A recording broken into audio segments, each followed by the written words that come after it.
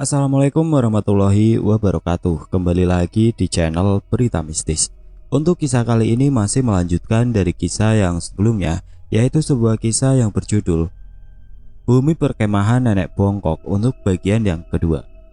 Sebelum kita masuk ke ceritanya, tekan dulu tombol like video ini dan jangan lupa tekan juga tombol subscribe channel ini dan nyalakan juga lonceng notifikasinya agar tidak ketinggalan cerita-cerita baru dari channel ini. Dan bagi teman-teman yang ingin membaca langsung ceritanya, nanti silakan saja kunjungi linknya yang nanti akan saya sertakan di kolom deskripsi. Dan seperti apa untuk kisah kali ini? Langsung saja kita simak berikut ini.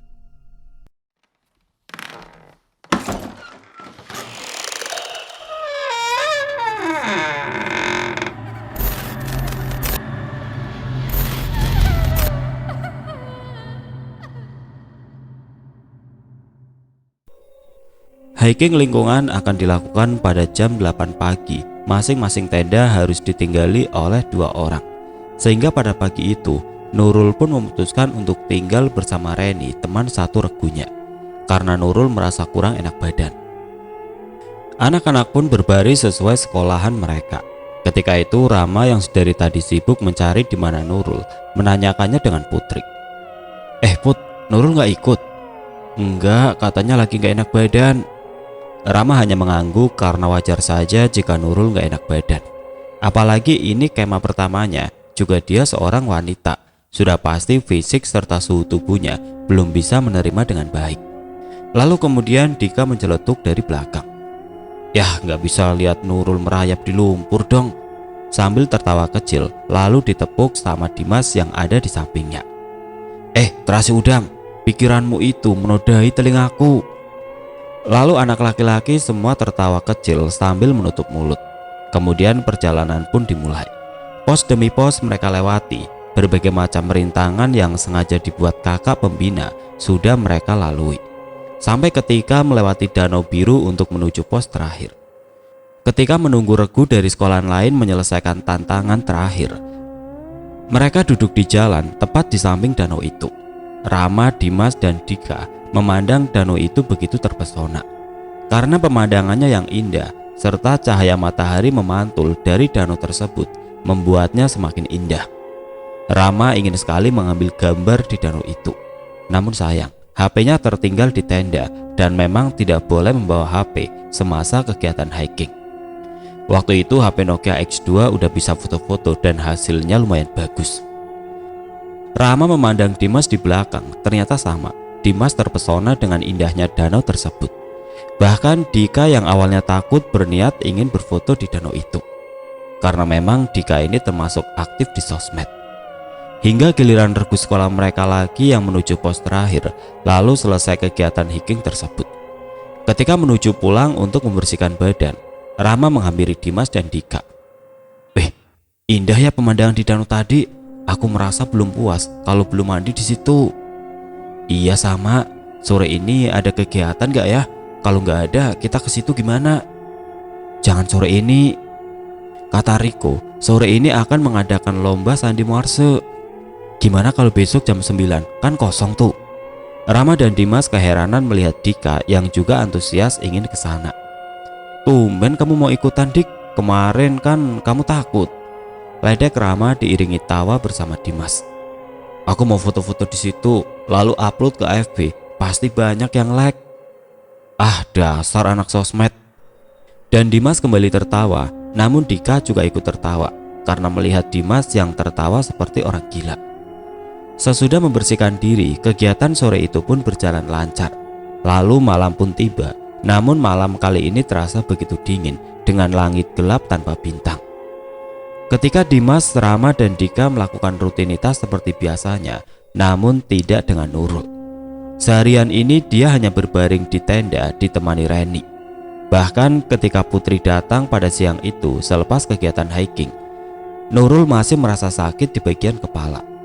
Puncak sakitnya adalah di malam itu selepas Isya. Ketika itu hanya Nurul yang sendirian di tenda karena anak-anak semuanya sholat di musola. Nurul yang sendirian di tenda merasa kepalanya seperti ditarik-tarik oleh seseorang. Nurul pun berbaring dengan memiringkan badan. Seketika dia merasa ada tangan keriput membelai rambutnya. Tangannya begitu dingin.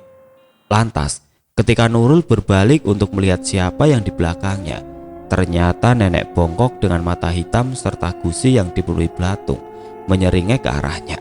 Sontak membuat Nurul berteriak, "Ah!" Di musola, mereka yang telah selesai melaksanakan sholat lantas mendengar teriakan itu. Lalu salah satu kakak pembina langsung berlari menghampiri sumber suara. Lalu yang lain sibuk bertanya-tanya, "Suara siapa? Siapa yang baru saja berteriak?" Putri yang menyadari jika hanya Nurul yang tinggal di tenda langsung berlari keluar dan menuju tenda mereka, diikuti Rama, Dika, dan Dimas. Ketika mereka sampai di tenda, resleting tenda terbuka lebar dan ternyata di dalamnya sudah ada Kak Ahmad dengan keadaan duduk sungkem layaknya menghadap orang tua yang dihormati. Nurul seperti halnya nenek bongkok yang sedang berdiri dengan rambut yang terurai berantakan. Jadi di sini Kak Ahmad ini berbicara menggunakan bahasa Banjar gitu. Cuma temanku ini ingetnya terjemahannya doang. Gak apa-apa ya? "Tolong Nek, lepaskan anak ini, kasihan dia." Kak Ahmad sedikit memelas dengan menundukkan kepala. Lalu Nurul yang dirasuki nenek bongkok itu pun menjawab dengan suara agak sedikit berat, "Aku mau bawa pulang cucuku ini ke rumahku. Aku sendirian di rumah." Sambil menunjuk rumah tua yang di belakang tenda itu.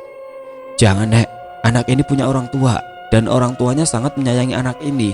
Kalau nenek ambil, nanti orang tuanya bersedih." Bujuk Kak Ahmad yang agak sedikit memelas. Lantas mendengar itu perlahan Nurul mulai lemah dan terjatuh. Melihat itu Kak Ahmad langsung menghampiri Nurul dan membacakan doa lalu mengusap wajah Nurul. "Ambil tandu lalu bawa Nurul ke UKS." Perintah Kak Ahmad kepada Rama dan Dimas. Mereka pun bergegas ke UKS mengambil tandu lalu menaikkan Nurul ke dalam tandu dan membawanya ke UKS. Dika yang melihat itu hanya terdiam lalu mengikuti Rama dan Dimas menuju UKS. Lalu Kak Ahmad menyuruh mereka untuk tidur. Tidak ada yang berani bertanya kepada Kak Ahmad maupun Kak Pembina lainnya. Semua seakan takut untuk bertanya, namun di hati masih mengganjal tentang apa yang terjadi. Putri yang mengetahui itu memang sudah terjadi dari dulu, merasa sudah biasa. Namun kasus kali ini beda, karena dulu biasanya sesosok itu hanya mengganggu dengan menarik-narik rambut anak wanita. Namun kali ini entah kenapa sosok itu begitu tertarik untuk membawa Nurul. Malam itu semua tertidur. Entah benar tidur ataupun mata terjaga di dalam tenda. Yang jelas semua sunyi, gak ada yang berani keluar kecuali tenda kakak pembina. Para laki-laki dari kakak pembina berjaga mengitari tenda per tenda karena takut ada kejadian yang tidak terduga lagi. Pagi pun tiba dengan cahaya mentari yang begitu cerah. Seperti biasa sebelum pagi, mereka selalu melakukan senam pagi dan sholat subuh berjamaah. Lalu mereka duduk di dalam tenda karena memang tidak ada lagi kegiatan yang akan dilakukan. Termasuk Rama, Dimas, dan Dika yang menunggu jam 9 tiba karena sesuai janji. Mereka akan pergi ke Danau Biru. Riko yang mengetahui itu setelah kejadian Nurul malam tadi mencoba untuk menahan mereka. "Ram, kalian jadi ya mau pergi ke Danau Biru itu?" "Jadi Rik, nanti jam 9 kami pergi." "Lebih baik kalian urungkan saja. Takut terjadi apa-apa Ram." Rama sedikit termenung lalu memandang Dimas. Dan Dimas menatap sinis sambil menggelengkan kepala. "Enggak, insya Allah kami gak apa-apa kok Rik. Lagian kami kan cuma mau lihat, bukan ngerusak." Riko pun menyerah untuk membujuk mereka. Rama, Dimas, dan Dika tetap pergi. Namun, "Kalau begitu hati-hati, jaga ucapan. Apalagi kalau buang air jangan sembarangan. Kalian masih muda dan belum menikah." Pesan Riko membuat mereka bingung. Namun tetap saja mereka hanya mengangguk, seolah mereka paham apa yang dikatakan Riko. Karena yang jelas harus dijaga adalah ucapan dan buang air. Jam pun menunjukkan pukul 9. Sebelum mereka pergi, mereka ke WC dulu untuk puas-puas buang air. Setelah itu menemui Riko dan berpesan jika Kak Ahmad mencari mereka. Mereka sedang mencari perlengkapan untuk kegiatan. Riko hanya mengangguk, wajahnya sedikit kelihatan cemas. Ketika Kak Pembina sedang tidak mengawasi pintu masuk perkemahan, mereka keluar dengan sigap. Rama yang memimpin dan mengingat-ingat pos-pos yang dilalui mereka waktu itu. sampai di pos keempat sebelum pos terakhir, dan akhirnya mereka melihat danau itu lagi. "Wih, Dim, fotoin aku," sambil memberikan HP-nya kepada Dimas. Belum sempat menyelesaikan ucapan, Rama dengan sigap menutup mulut Dimas. "Shh, ingat, mulutmu harimaumu, ingat kata Riko tadi." Dimas terdiam dan mulai mengontrol diri. "Iya, kamu ini Dim, kebiasaan." Dimas hanya melototkan matanya kepada Dika. Lalu sebelum Dika minta foto, Dimas sempat memfoto danau tersebut sekali hingga 2 kali. Lalu Dika turun ke danau karena sebelum menuju danau ada rerumputan ilalang yang cukup luas mengitari danau. Air dari danau itu mengenang di rerumputan itu, dan Dika pun turun lalu memanggil Dimas dan minta difotokan di tempat itu. Selangkah dan selangkah hingga Dika berteriak, "Aduh, kakiku!" Lantas Dimas pun berlari menghampiri Dika. Begitu pula dengan Rama yang tadinya dibawa turun menghampiri Dika yang dibawa. Ketika Rama lihat, ternyata kaki Dika terkena paku yang cukup besar. Paku itu berada di sebuah kayu tebal seperti beroti, dan ujung paku itu menghadap atas tepat kaki Dika berpijak dan keadaan pakunya berkarat. Darah pun keluar. Lantas Dika diangkat dan kakinya ditepuk-tepuk pakai sendal agar pendarahan berkurang. Sontak Rama pun teringat dengan perkataan Riko, lalu menyarankan untuk meninggalkan danau itu dan kembali ke tenda. Dimas membopong Dika, sementara sebelum meninggalkan danau, Rama sempat mengatakan sesuatu. "Mohon maaf Mbah, jika teman saya lancang dan kurang sopan, tolong dimaafkan, permisi." Lalu berbalik meninggalkan danau. Rama tahu pasti penunggu dari danau itu merasa terganggu dengan sikap Dika yang pecicilan. Lalu Rama pun menyusul mereka berdua dan ikut membopong Dika. "Kamu sih pecicilan gitu, siapapun pasti marah kalau kamu bertamunya kayak gitu." "Ya maaf Ram, aku kilaf, sampai lupa pesan Riko." "Untung bukan nyawa kamu. Ini gimana, kakimu kenapa aku berkarat malahan?" Mata Dika mulai berbinar. "Aku takut diamputasi Ram." Dika berucap dengan nada ketakutan. "Nanti dulu pikirin itu. Sekarang pikir apa alasan kita kepada kakak pembina untuk kembali ke perkemahan." Sejenak mereka sempat berpikir sambil berjalan, namun tidak satu pun terpikirkan.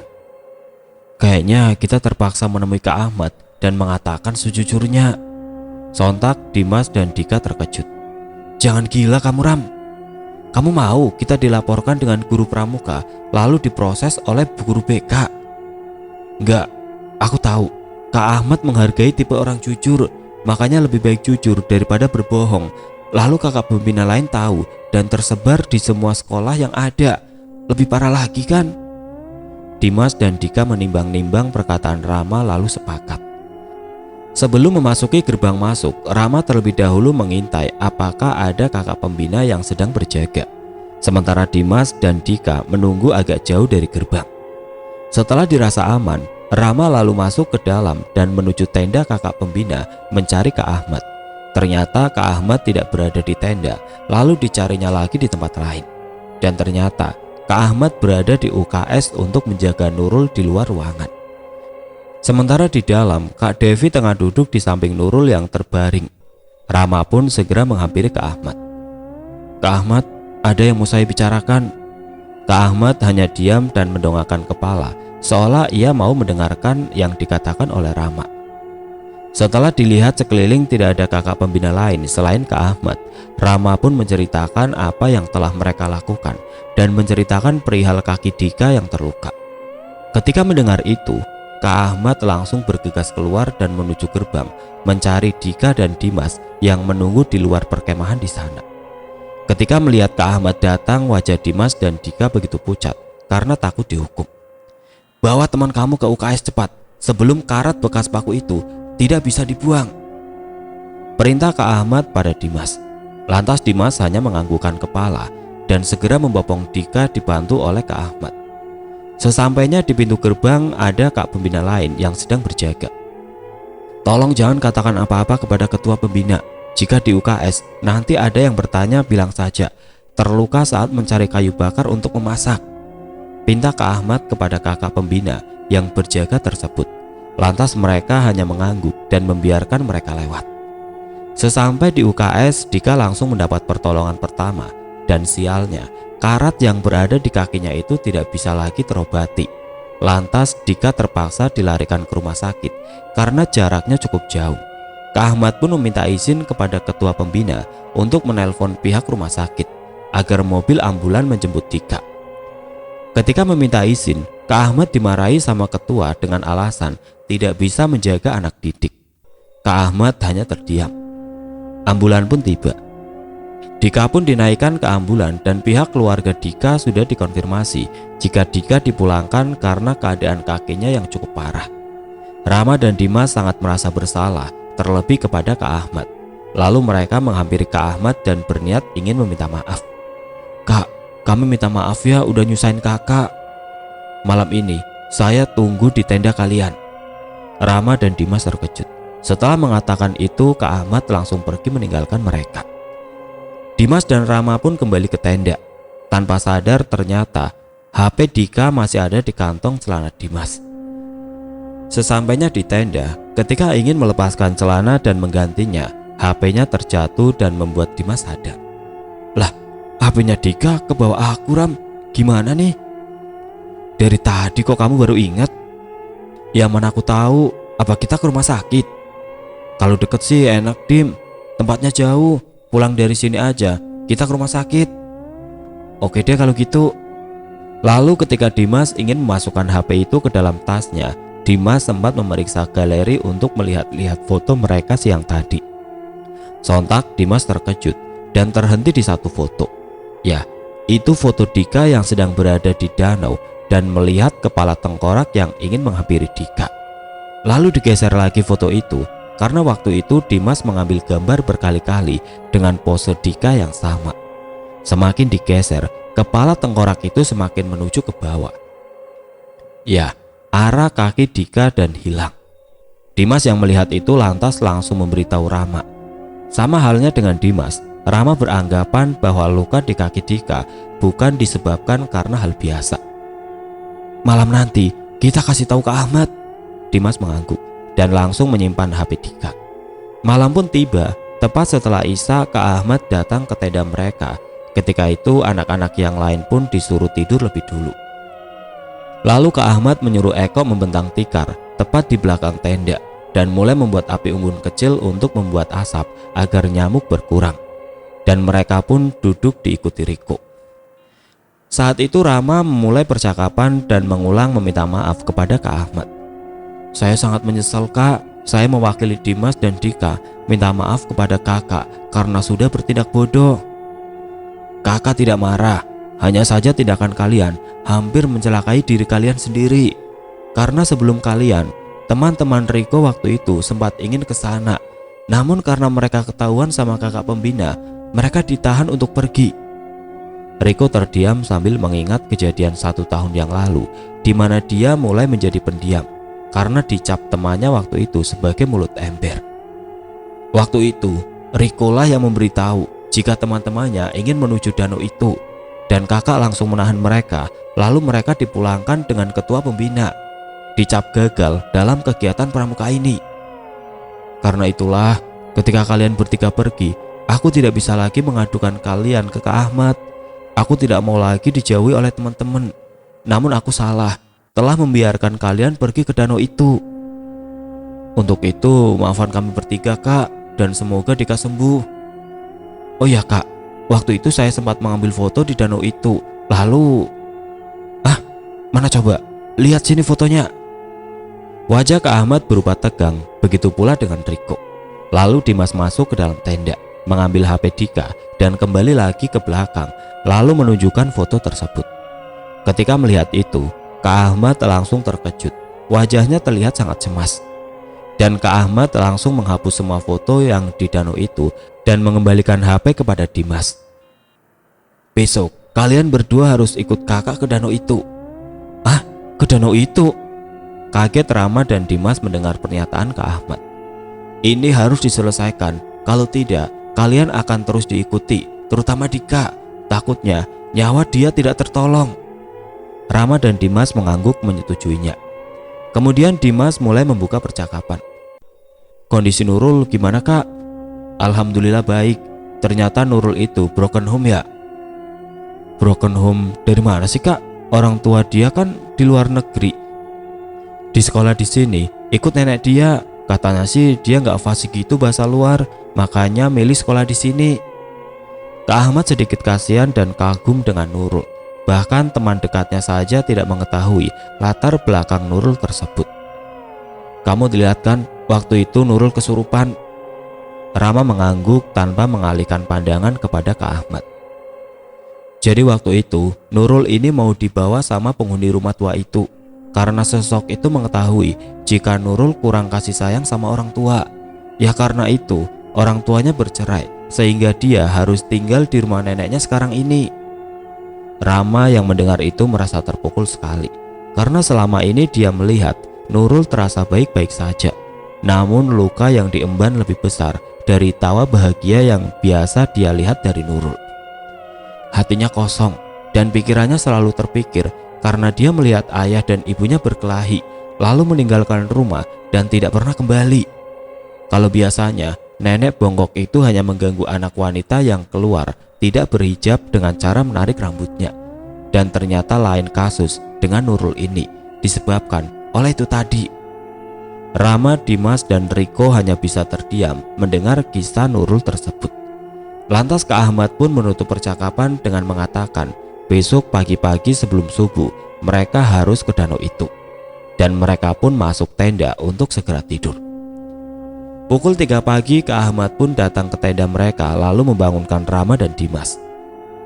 Kak Ahmad sudah izin kepada kakak pembina lain yang tengah berjaga karena Kak Ahmad ini termasuk pembina yang disegani, maka diizinkan meskipun tanpa sepengetahuan ketua pembina.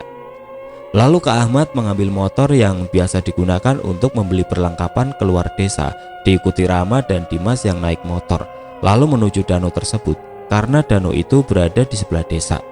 Jadi bisa ke sana tanpa harus melewati hutan, namun mereka harus lewat memutar dan jarak tempuhnya lumayan lama. Sesampainya di danau, Rama mulai merasakan bulu kuduknya berdiri, sementara Dimas terlihat pucat menahan ketakutan.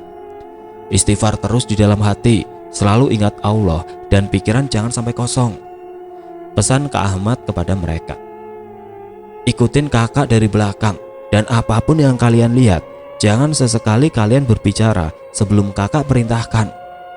Rama dan Dimas hanya mengangguk pelan dan mulai mengikuti Kak Ahmad dari belakang. Sesampainya di tepian danau, Kak Ahmad duduk bersimpu posisi kaki yang didudukinya seperti layaknya bertamu di rumah orang yang sangat disegani. Rama dan Dimas hanya mengikuti apa yang dilakukan Kak Ahmad. Kemudian Kak Ahmad mulai memejamkan mata lama seperti sedang berkomunikasi. Sesekali Kak Ahmad terlihat menganggukkan kepala. Lama setelah itu Kak Ahmad menoleh kepada mereka berdua dan mengatakan, katanya Datuk itu marah sama kalian karena kalian tidak sopan saat bertamu di rumahnya ini, terutama teman kamu itu.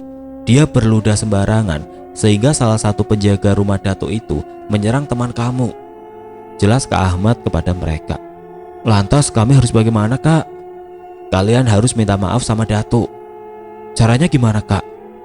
Kak Ahmad kembali memejamkan matanya seperti menarik sesuatu, dan sikap Kak Ahmad mulai berubah, lalu membalikkan badan dan duduk bersila menghadap mereka berdua. Gayanya seperti orang yang sangat berwibawa. Ternyata raga Kak Ahmad dipakai oleh Datuk itu untuk berkomunikasi dengan mereka. Rama yang mengetahui itu mulai berbicara. Assalamualaikum Datuk. Waalaikumsalam Cuk. Suaranya begitu pelan dan berat. Datuk yang punya rumah ini, sambil memutarkan tangan menunjuk seluruh bagian danau. Iya, tahu ndak kamu, kalau bertamu ke rumah orang itu, mulut sama sikap itu harus dijaga. Jangan sembarangan meludah. Mulut itu juga kalau mengatakan sesuatu itu yang baik-baik saja. Iya tuh, maafkan kami dan maafkan teman kami. Tolong jangan diganggu teman kami lagi, ucap Rama sambil mengangguk.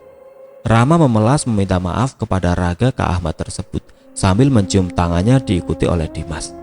Tiba-tiba Kak Ahmad menggeliat seperti ingin mengeluarkan sesuatu, lalu mengusap dadanya dari bawah ke atas hingga ke mulut, dan Kak Ahmad tersadar sembari mengucapkan hamdalah. Dimas yang tadi kelihatan begitu pucat sekarang sudah lega, begitu pula dengan Rama. "Gimana Kak, udah selesai? Ayo kita pulang."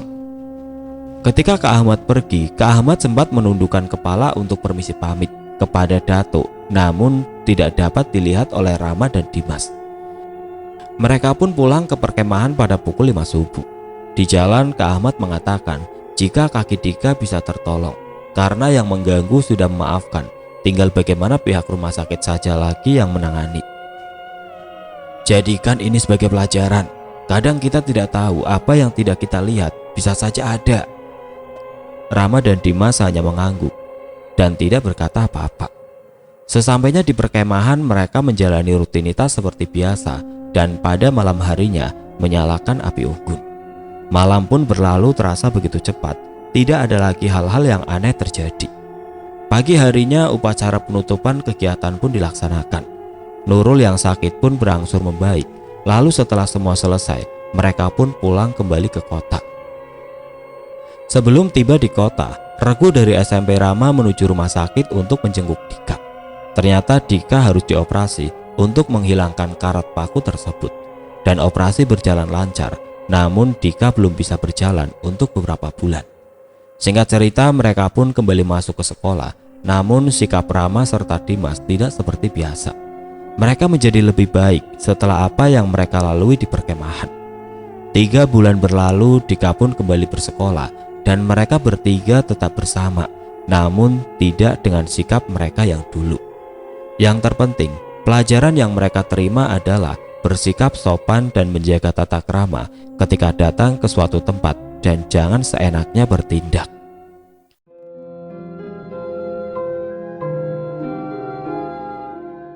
Oke teman-teman, sekian untuk cerita kali ini.